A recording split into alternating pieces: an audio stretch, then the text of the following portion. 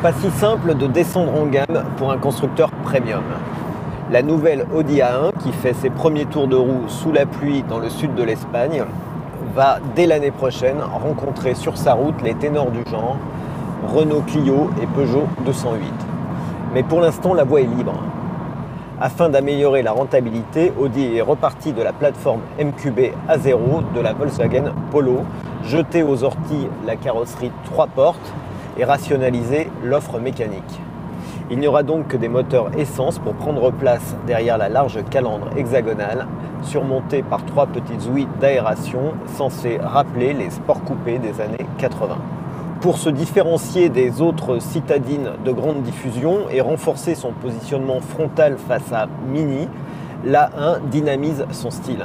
C'est vrai pour les lignées extérieures, mais c'est aussi vrai à l'intérieur. Arêtes marquées, rappel de couleurs, orientation des écrans vers le conducteur, mais aussi une foule d'options qui permettent d'équiper cette petite A1 comme une grande Audi. Avec un empattement de 2,58 mètres de long, soit 10 cm de plus que celui de l'ancienne version, la capacité de chargement progresse de 65 décimètres cubes. Ce constat peut être appliqué à l'habitabilité d'une manière générale, en net progrès. Seul le tunnel de servitude, encore très prononcé, laisse augurer une probable version à transmission intégrale pour la future S1. Pas besoin d'attendre la plus sportive des A1 pour se faire plaisir. Le nouveau 2 litres TFSI de 200 chevaux, qui pourra être commandé à la fin de l'année, mais livré uniquement à partir du mois de février, lui va comme un gant. Ainsi motorisée, la petite A1 ne manque pas de souplesse, mais ne rechigne pas à monter dans les tours. Cela n'en fait pas une sportive pour autant.